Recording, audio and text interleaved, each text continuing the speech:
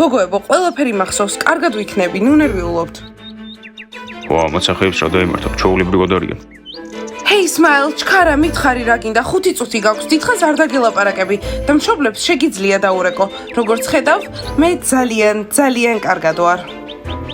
მოიცა დიანა, შენ გარეგნობას რა დაემართა, ზომბი აღარ ხარ, სიმს დაშორდი. შანსი არაა, Smile, ზიპი ჩემი შეყვარებულია და როგორც ხედავ, ზომბი აღარ ვარ და საერთოდ აღარასდროს ვიქნები ზომბი. ხო, ყველაფერი გასაგებია, ღალატის სულ იმცებს. აი თურმე როგორ წავიდა აფთიაქში, Smile-თან ერთად ბაემაზე და გოგოები მანქანაში დატოვა. კარგით, მოდი ახლა აქ დიდი დრამები არ მოვაწყოთ. ჯერ სახლში წავიდეთ და იქ დაველაპარაკოთ. დიანას ნდობა მთლიანად გამიქრა, შეგიძლიათ თქვენ წახვიდეთ.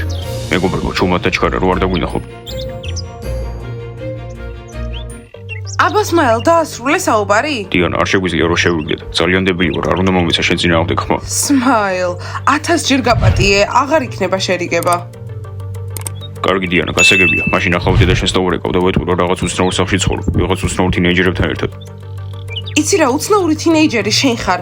ისინი უფრო ნორმალურები არიან ვიდრე შენ. დავამთავრე წარმატებები. არა, წარმატება ყოველთვის შემთანაა, პირიქით, შენ დაგჭირდება.